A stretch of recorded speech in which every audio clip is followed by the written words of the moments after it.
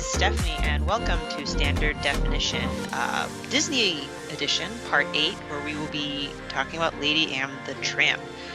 Standard Definition is a retro nostalgia podcast on the Boss Rush Network, where each and every Monday we come together with our friends from around the internet to talk about games, movies, and shows, and other topics that make us nostalgic.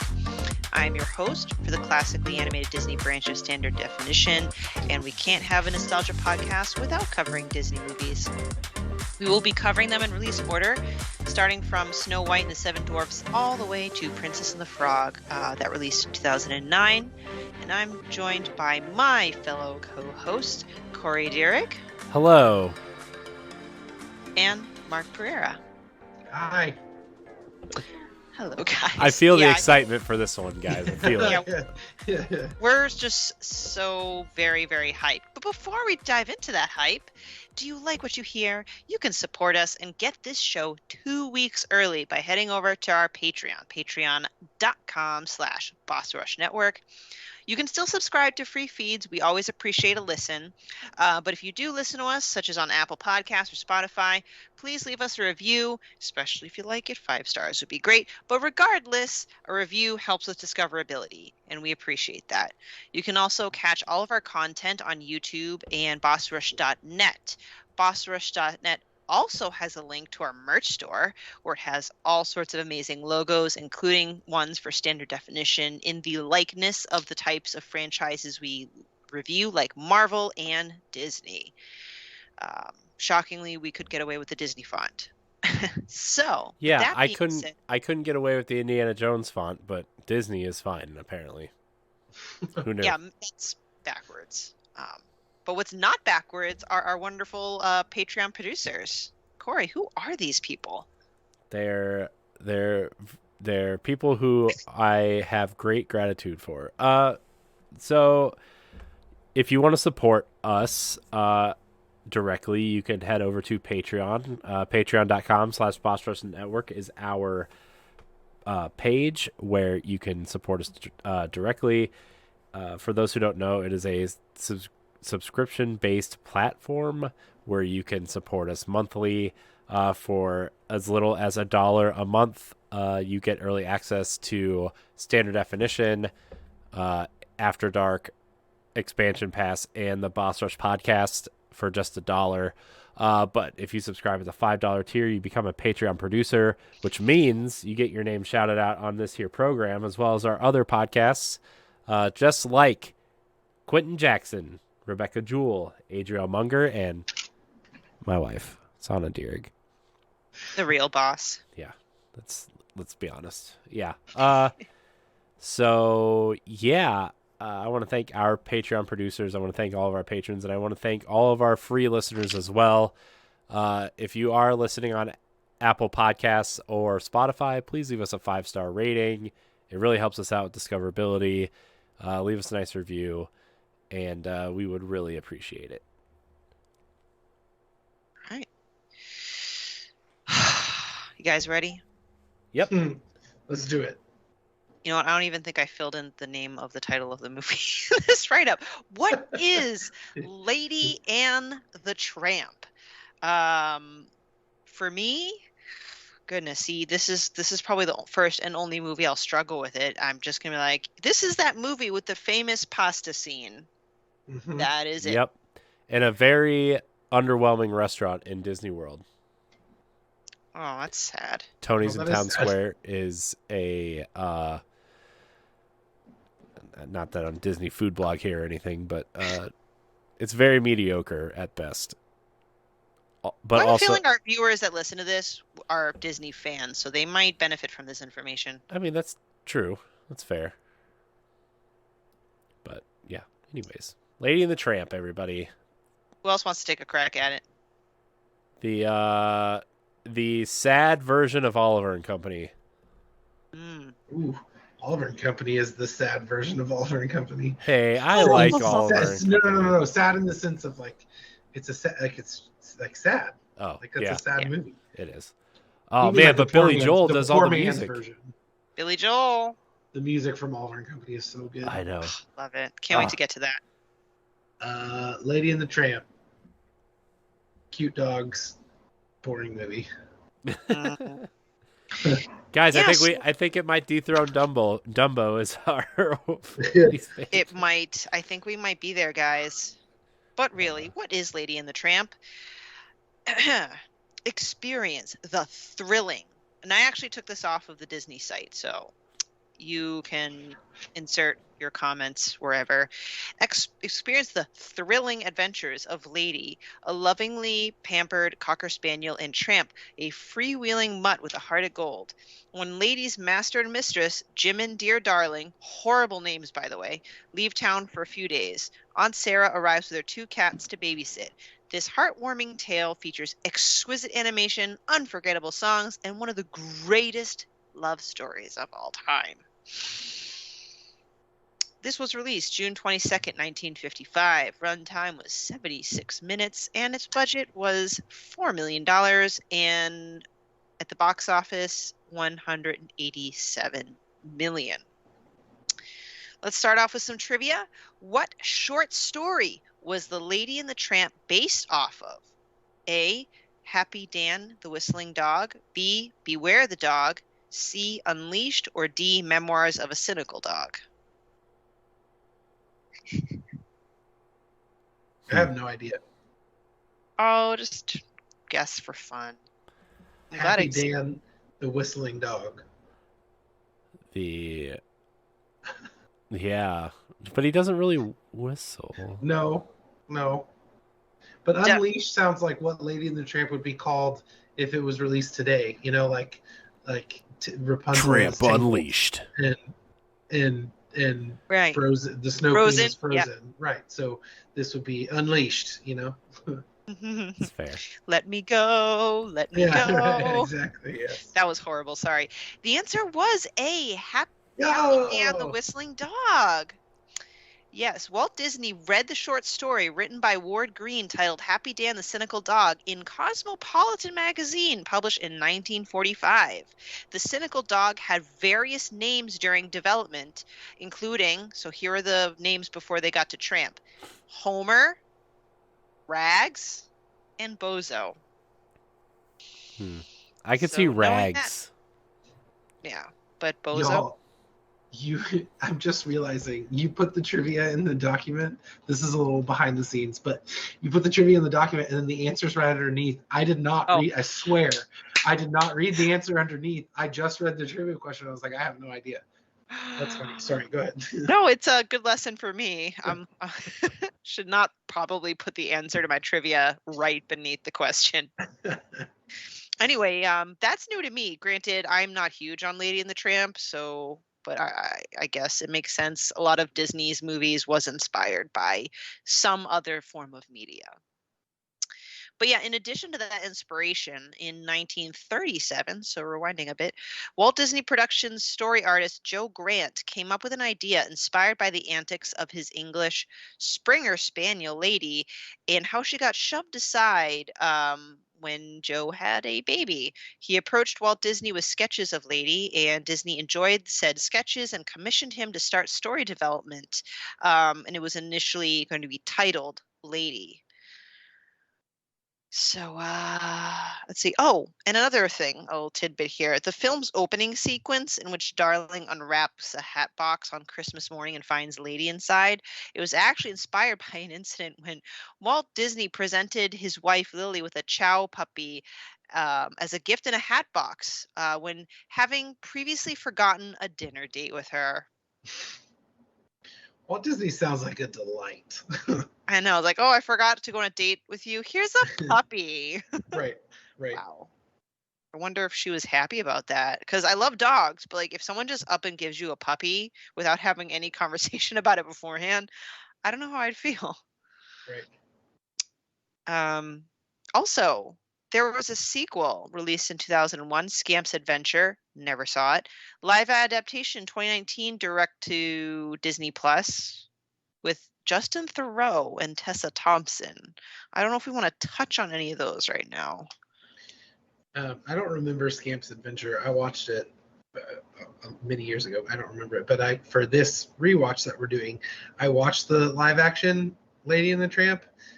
It's not good. I mean, the only scene that I enjoyed was the spaghetti scene. That was pretty cute. But like the CG was really bad. And then like this is, I don't know, this is probably gonna make me sound bad, but like the movie takes place in like 1909 or something, but it came out in 2019, and Disney's just like trying to inject all of these things to make it seem like modern and whatever. And so Jim Deere is white in the movie, and his wife is black in the movie. And so they're like, in the beginning, they've got this, there's a baby shower, and there's all these people there, and her family's there, and his family's there, and they're all just mingling and hanging out and having a good time. And like 1909 was a very different time in America, and that just wouldn't have been like a grand old time hanging out with this like mixed race family. And it's like so they put that in there, but there's no commentary on that whatsoever. Like there was no point for putting that in there, but just to be like, look, we now care about race. And then Jacques is a female dog for no reason. It's just a female Scottish Terrier. And so it's like, they don't take the opportunity. Like I have no problem with changing things for movies. I have no problem with showing representation on screen, but like do it in an intelligent way. Like have some commentary on that, or like what's the point of changing the dog from male to female without like including a reason for that, other than just being like, ooh, in this one she's a girl, And so it's just, the whole movie was filled with stuff like that, and it just was kind of like, why? Like it comes across as very blatantly trying to have representation without any real stakes involved. That makes sense to me. Now, granted, I haven't seen the live adaptation, and please forgive me. I hope no one gets mad at me, and I'm only going to mention this briefly. It reminds me of the Aladdin live adaptation, and I actually like that. Like, I do think that's one of the better live adaptations. So let me just get that out of the way. No hate. I like it. However, that similar thought crossed my mind just because the movie takes place in a time, and B, a cultural setting where a woman could not ever be a sultan, and Jasmine ends up being a sultan in the end. It just doesn't make, like, I know what they're trying to do, and clearly as a woman, great, like strong female role model is awesome, but like that's not the so just the logic to me just kind of confused me. I wasn't mad or whatever, just doesn't make sense with the time and place. But one movie that I thought actually did it well, I'm not a big fan of the live action Beauty and the Beast, but in that movie they make Belle, she like, I can't really remember, but they make her like want to teach girls how to be like self-empowered and how to not have to rely on a man or whatever. And that is very, very true to the character of Belle. And that though it's not true for that time period, that's, or I don't know, it may not have been like very true for that time period or whatever. It's very true to the inspiration of the character, to the heart of the character. And so they took aspects of that character, and they did a little bit with Jasmine too, where they're like, she aspires for more, and so they made her kind of have some agency in her story. And so I think that I'm all for looking at things with a modern lens and being like, but then let's have some commentary in that. Like, Aunt Sarah in the movie is played by from Community, Yvette Nicole Brown, and so she's black, and so she's kind of the quote unquote villain of the movie, right? She brings the cats and whatever, and Jim doesn't like her, but like, let's have some, I don't know. I mean, it's a Disney family movie, so they're not going to be like, I don't like you because I believe you're not a human or whatever, right? But I don't know. I just feel like there's if you're gonna go down that path, then go down that path and make something interesting, or don't go down that path. No one's asking you to, is in my opinion. Very well said. Sorry, that was a huge tangent. No, that's exactly the kind of stuff we need, and you're you're definitely the most eloquent out of the three of us. So It's true. I think I talk too much, but wow. Well, I mean, I provided all the kind of fun facts that I can about how this movie came to be. I did find it interesting how they took a lot of like real life inspiration and, you know, kind of mocking stuff up based off of like something that Disney himself did. But I just think we can go straight to characters slash when we do talk about characters, I guess we talk about the movie. And I want to get Jim Deere and Darling out of the way because I'm just gonna say it again. I hate those names. Like what the heck? Why is this woman named Darling? It just I just wanted to puke. I hate it. Yeah, it was pretty bad. I don't understand some of the naming choices, especially the way like Disney is so like eager to change things from the traditional story in a sense, right? Like couldn't have come up with a better name. yeah, I think the one thing that I did like in the live action was that his name is obviously Deer, and it's a pet name for him, so she calls him Jim Deere. Like that's her like pet name for him, and he calls her Darling. Like that's not her name.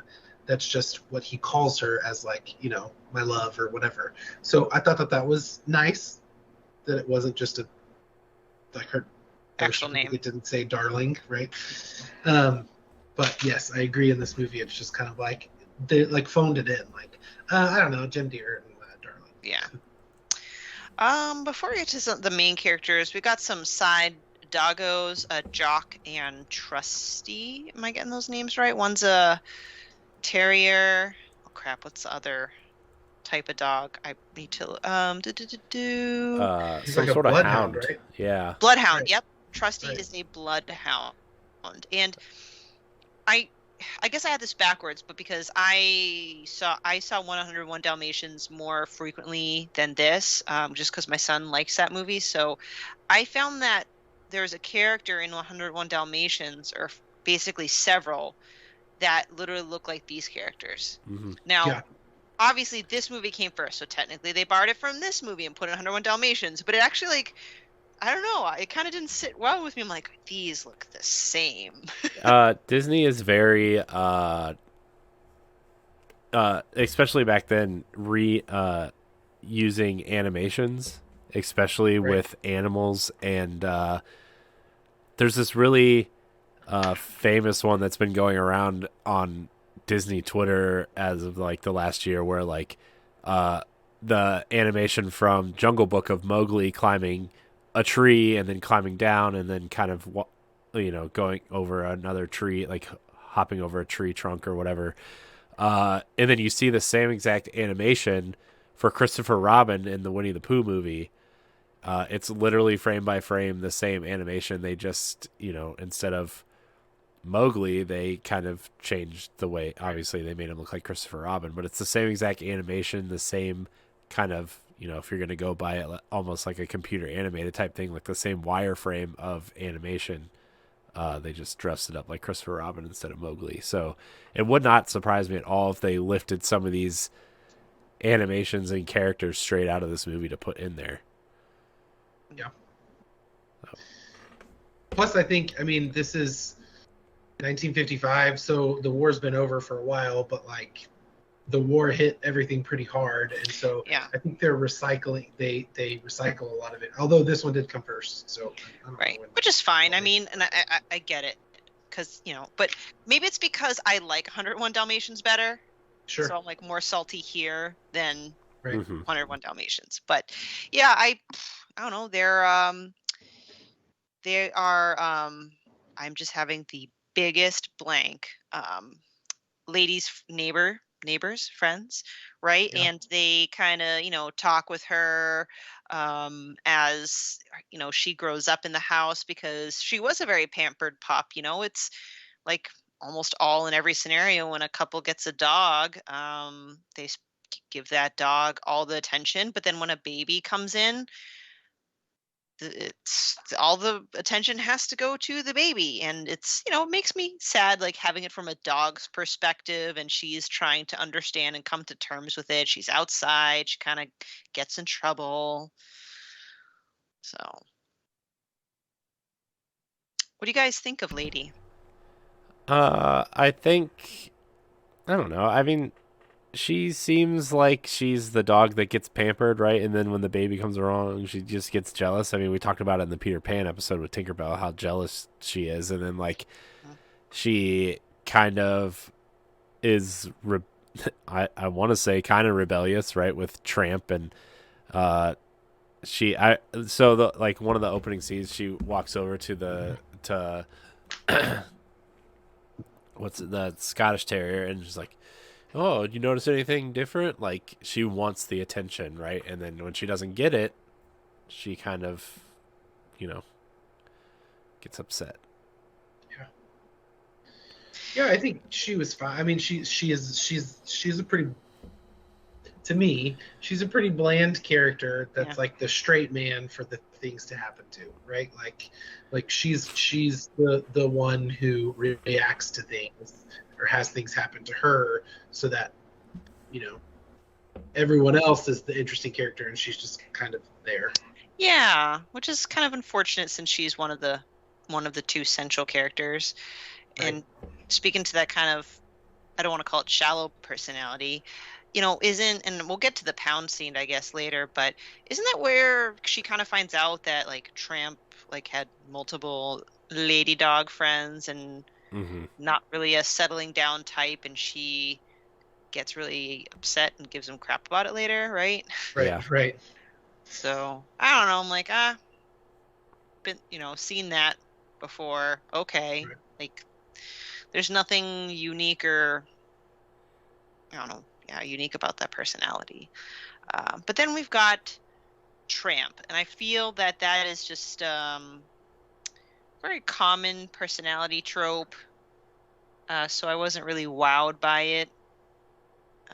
Yeah, I mean, he's just kind of like they really want you to know that he's like the independent kind of I'm on my own kind of dude, bro, dog that gets all the lady dogs and survives on his own and doesn't need anybody to survive, right? Like that's he's the bro, you're right. Yeah, so I mean he's fine, you know, I don't know. He's fine? Yeah. He's fine. He's fine. That's our commentary. He's fine. Yeah. All right. Agree with that. And then kind of the antagonist, we got Aunt Sarah and her cats C and Am. I already forgot. Okay, I'm going to just be really honest with you. I don't want the audience to but I just want to be upfront and honest to show how I feel about this movie. I have seen Lady and the Tramp in completion, but that was a while ago. When I tried to rewatch it for the pod, I could not finish it. I did see it in completion, so I still feel like I'm qualified to talk about it. I just haven't refreshed it because I couldn't, and my son couldn't. It was the only movie he's ever seen in his short 6.5 year life that he's just totally not interested. Yeah.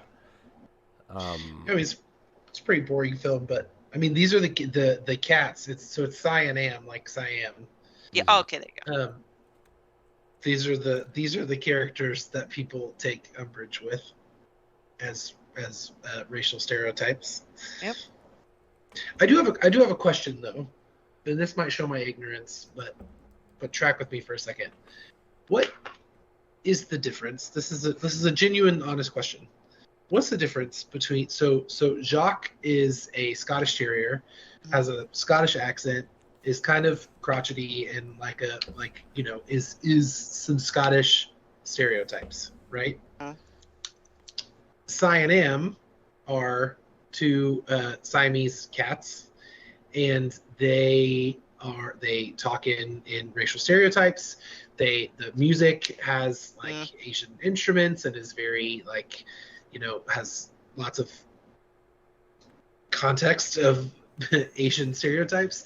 So my question is nobody is upset about the representation of Jacques, but a lot of people are upset of the characters of Cyan Am. And what's the difference? Is it because there's more there's a musical number, and the musical number makes it a little bit more farce and makes them more caricatures instead of characters? Or why is no one upset about one but everyone's upset about the other? So I think a tiny part is because the song further exaggerated the caricatureness, but if I'm going to be honest with you, and obviously people who are listening to the podcast can't tell, and maybe visually, I'm half Chinese, so I feel like I can kind of partially speak to this.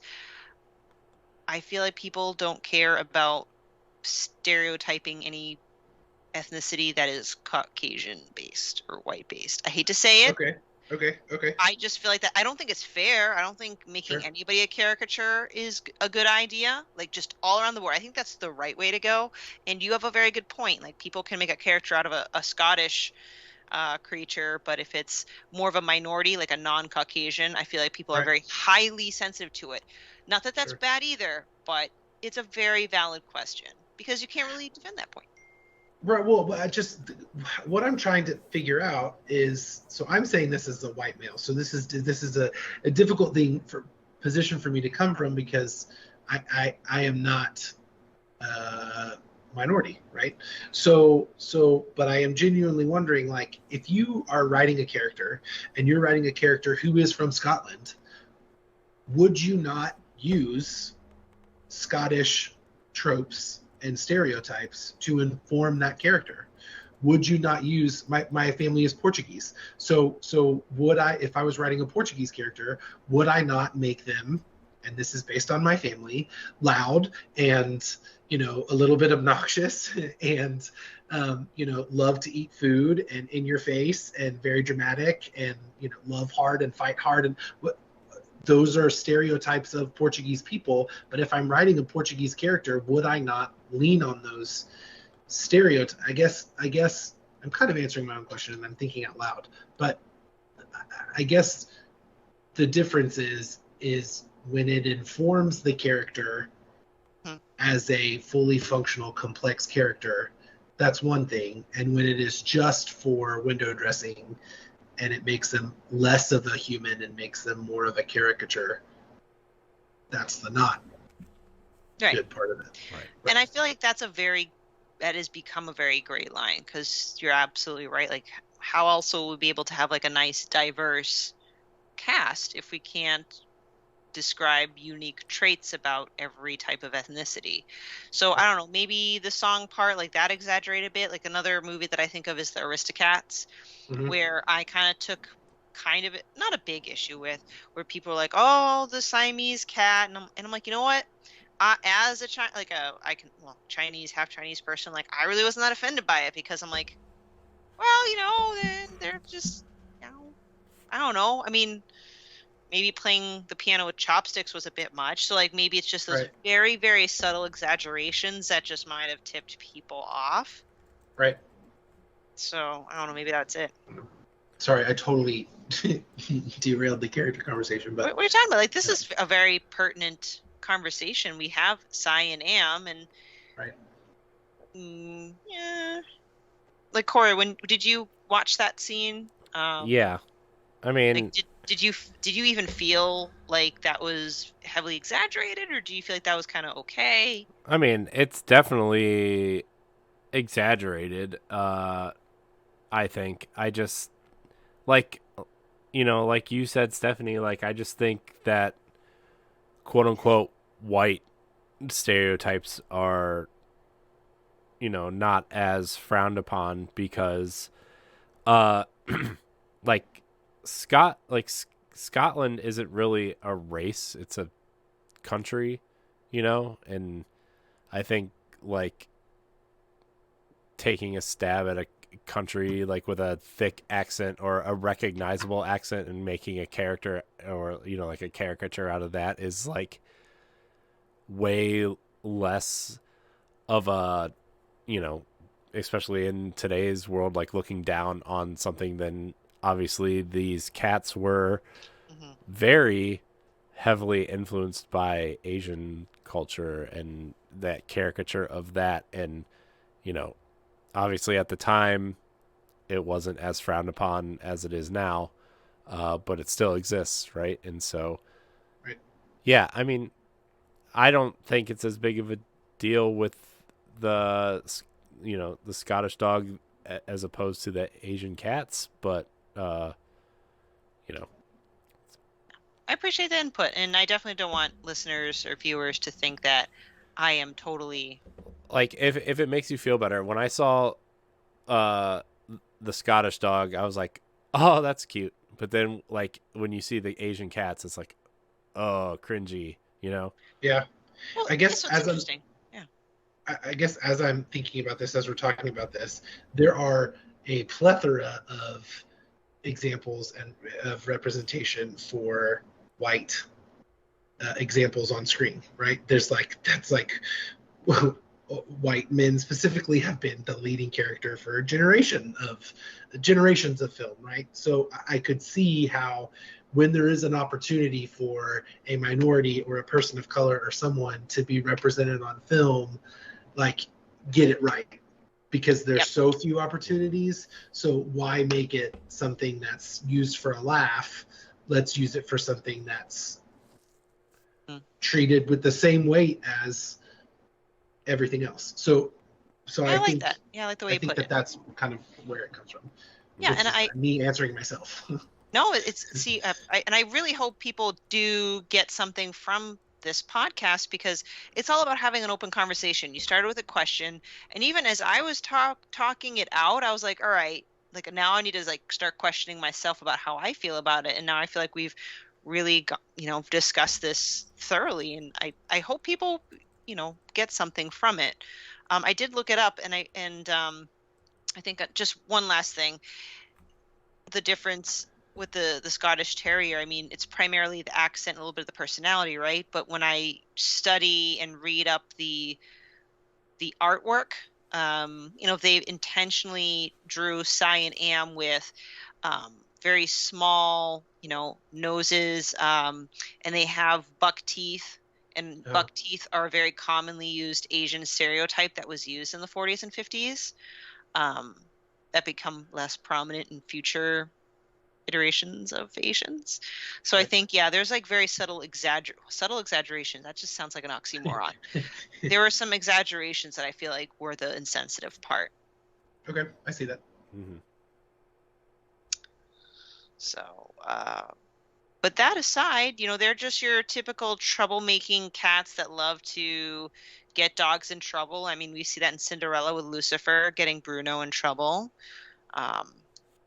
Aunt Sarah's not really the most pleasant person. And then Tony and his Italian restaurant, which is more kind of like a scene than really an importance of him as a character, unless you guys have anything to add there. No, I mean, that scene is like, again, that scene is super iconic, but like, it's, Mark brought it up on the Peter Pan episode, and we talked about it during the Dumbo episode. Like, these iconic scenes and the things you think of when you think of these movies only last for like 2 or 3 minutes. It's not like Tony is a prominent character in this movie at all, right. But you always think of him serving the spaghetti, they're eating outside, right, and him singing the song, right?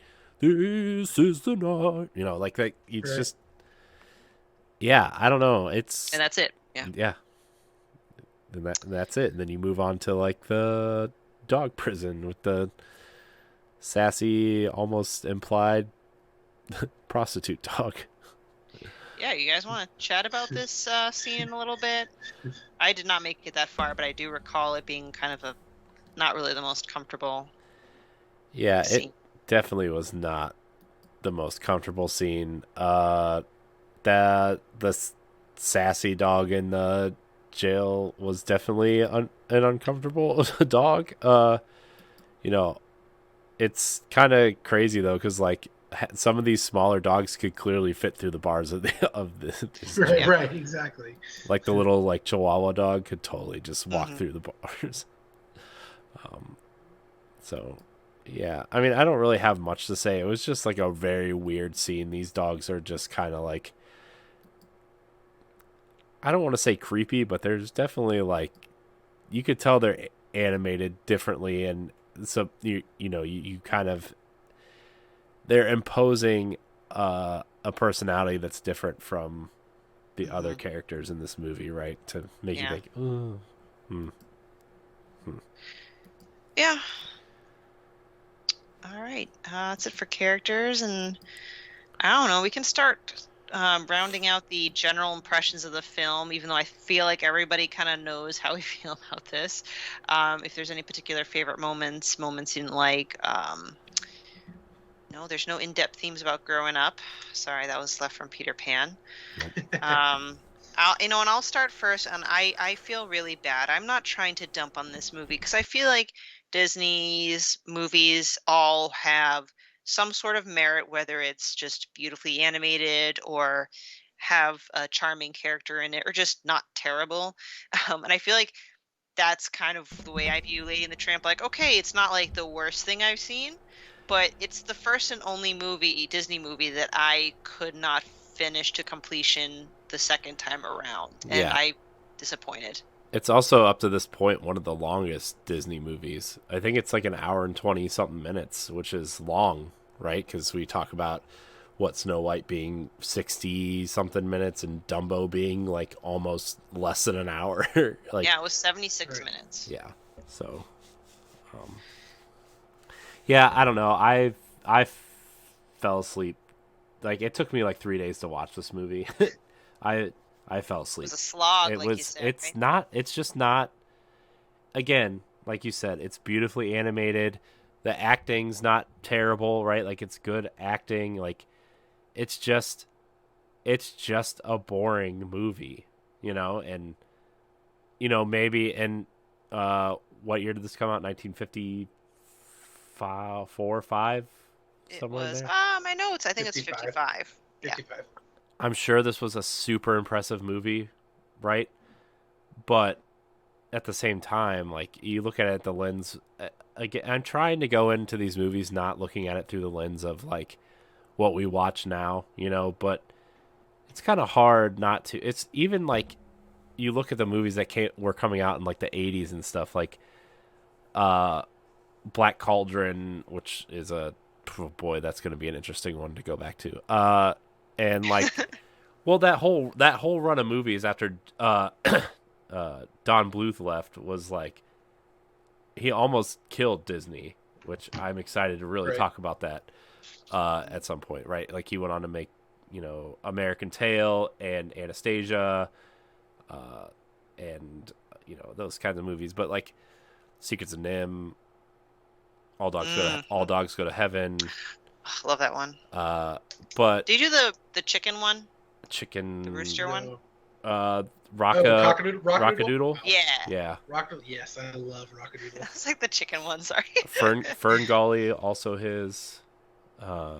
I just, before we started, I pulled up a list of all of his movies. So, Secret of NIMH, American Tail, Land Before Time, All Dogs Go to Heaven, Rockadoodle, Thumbelina, Troll in Central Park, Pebble and the Penguin, Anastasia, Titan A.E. Yeah. Pebble and the Penguin. I mean, Don Bluth almost single-handedly took out Disney in the 80s because he took all the best animators. I think the reason why Don Bluth didn't succeed like Disney did is because, like, he didn't have the storytellers that Disney had, right?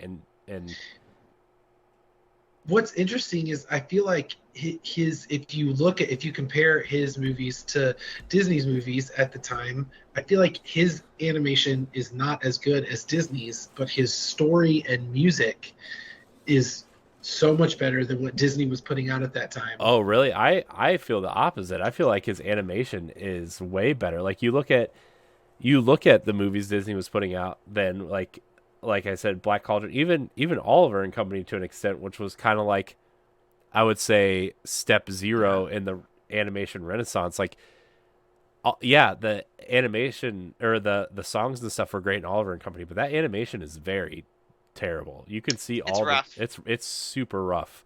But I was like thinking like Rescuers Down Under and Little Mermaid and stuff, but that's a little bit later than when this was taking place. I would say things from like The Great Mouse Detective. Wow. Like, but like I would say, my like, favorite Disney movie, by the way. We watched Anastasia recently because it's one of my wife's favorite movies. Just because like my wife's from the Ukraine and that was a story that they were told, and so when she was young, and we watched it. That movie is it's so beautifully animated. I feel like the train scene and like the towns and stuff.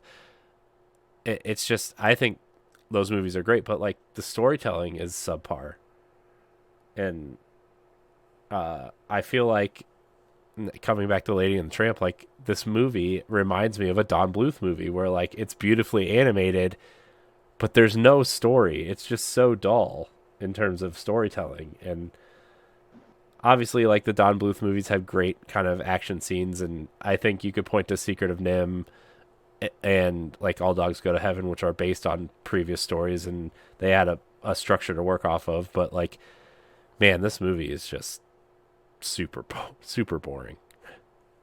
Yeah, I agree. Yep. Sorry, we went off on a I would tangent say there. No, it's important. My two favorite parts of this movie are obviously the spaghetti scene, and then just the scene with the beaver when he's getting the. Yeah. I just really like the beaver. Yeah. So. There's also one scene where I think they're in the park or whatever, but like there's just this still painting where they just kind of give it a Ken Burns effect where it just zooms out on this painting and nobody's moving and nobody's like walking or anything. It's just this painting and they just zoom out where people are kind of just sitting in the park, and I'm just like, were they doing this to like fill time? Like, what's the point of this painting here in the middle of this movie?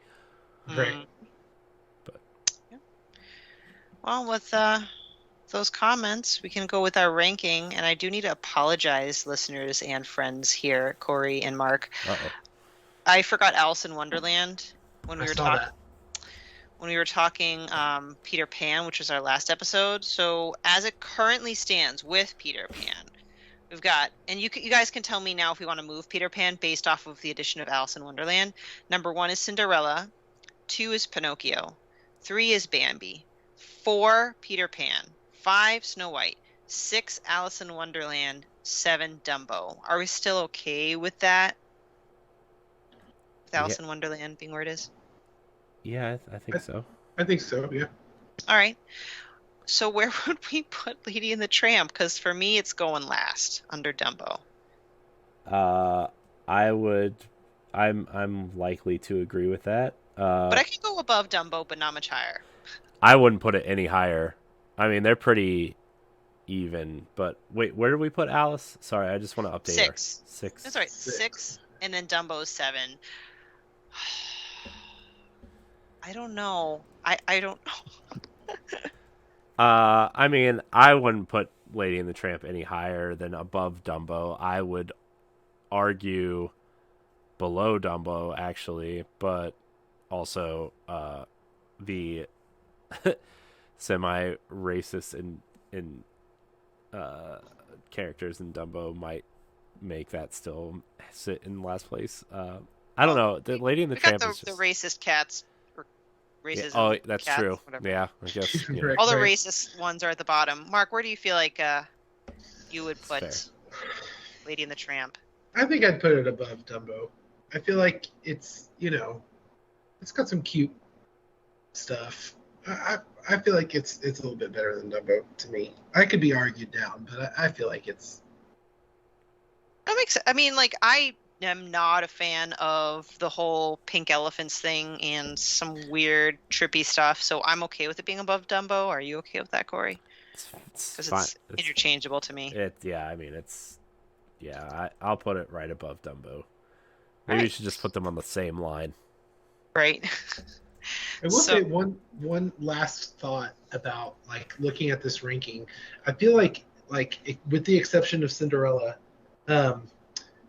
Disney is still like Disney got its start doing short films, and I feel like they still have not cracked that nut yet, at least in our rewatch of what makes a good story. Like I feel like all of these movies we've been watching so far are little vignettes that they're like, let's make a movie, but they can't find a way to piece them together. And so it's like Peter Pan and Lady and the Tramp especially, it's like, okay, then they go to the zoo. And then they go and like there's a self-contained story at the zoo, and then they go to the pound and there's a self-contained story at the pound, and it's not kind of this like cohesive story with a beginning, middle, and end, and growth for the character and everything. And with the exception of Cinderella, which is why I think it's at the top, it is a well-conceived story. And so I feel like I keep waiting each time we do this for that tipping point to where then they move away from these kind of disconnected shorts with the same characters to a full-fledged story. I do agree with that. That's a great analysis, because Cinderella is the one that stuck out in my mind as far as like the most fleshed out story. I mean, Pinocchio's got a story too, I would say, but the rest seem to be little vignettes. Well, Snow White too, I guess. But the majority of these earlier movies were just little snippets or stories put together. And yeah, we're waiting to hit that renaissance of Disney where they really nail down that captivating storytelling that made Disney what it is today, for sure. So, all right, you heard it here. We're going to wrap this up. I hope you guys enjoyed it. I know this wasn't kind of the most enthusiastic movie, but, take things in stride. Not every movie is going to be a hit. I'm going to look quickly at the docs to see what we'll be reviewing next. But while I do that, why don't we share where people can find us? Corey, I'll start with you this time. Where can people find you? You can find me at I am Corey HD on Twitter and Instagram. You can find me on the Boss Rush podcast on Nintendo Power Block and other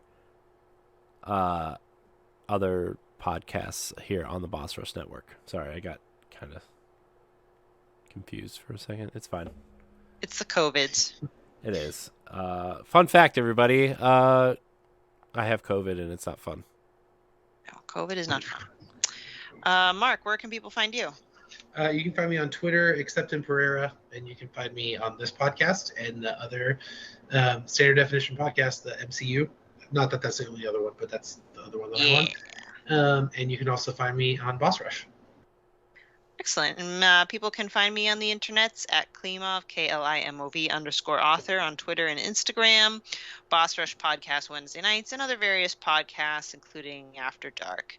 I have it up. Our next, I would say, couple, right, of Disney movies we'll be tackling next that you guys can look forward to is 1959 Sleeping Beauty, 1961 101 Dalmatians, and 1963 The Sword and the Stone. So, yeah, I'm actually looking forward to 101 Dalmatians. I'm looking forward to the next three, mostly because we actually, my daughter's favorite Disney princess is Aurora, and she has a baby doll, a baby Aurora doll that she carries with her everywhere. And we've watched it a lot. Well, not a lot, but we've watched it quite a bit recently, and I'm excited to talk about it. Me too. I feel like I will be finishing these rewatches. So, yeah. Thank you, everybody, for listening. Thank you, everybody, for your time. Again, if you just have the opportunity to give us some feedback, we greatly appreciate it. Until then, have a good night. Bye. Bye. Bye.